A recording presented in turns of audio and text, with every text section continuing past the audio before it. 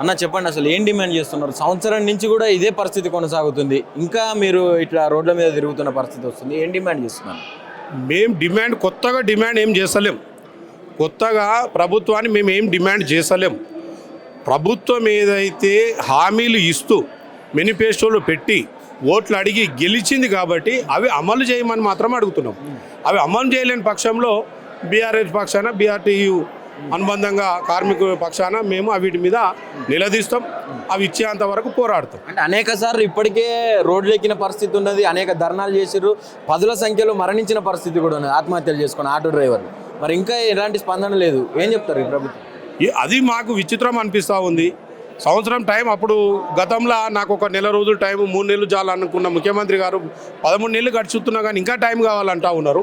దానికి అది కూడా హామీ కూడా ఇస్తలేరు. నేను ఏమంటే ప్రామిస్ అన్నా చేయమంటున్నాం. ఇప్పుడు కాలేదు, పలానా రోజు కవుద్ది, మీకు ఇది ఇస్తా, ఇది ఇవ్వ, క్లారిటీగా చెప్పమంటున్నాం. అసలు క్లారిటీయే లేదు. ఆ క్లారిటీ లేదు కాబట్టి ఎట్లా అని మాత్రమే ఇప్పుడున్న కార్మిక లోకం మీద ఆందోళన పడతా ఉంది. ఇప్పుడు నెలదారు వచ్చే పింఛన్లకు విషయం వేరు.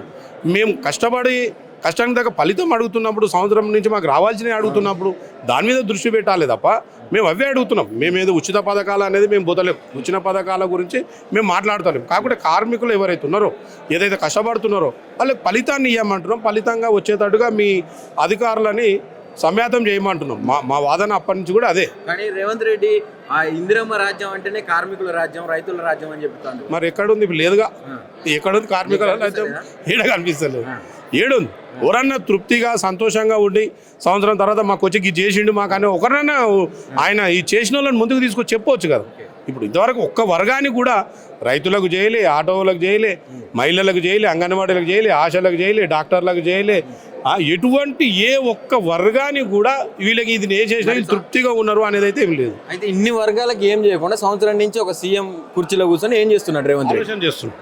ఏం చేయాలి అంతే, ఆలోచన చేస్తాడు. ఎన్ని రోజులు ఆలోచన చేస్తాడు? ఇంకెప్పుడు ఆయనకు జ్ఞానోదయం కలుగుద్ది, ఎప్పుడు దయ కలుగుద్ది కార్మిక లోకం మీద, కర్షక లోకం మీద ఎప్పుడు దయ కలుగుద్ది అనేది మాత్రం వెయిట్ చేస్తూ ఉన్నాం.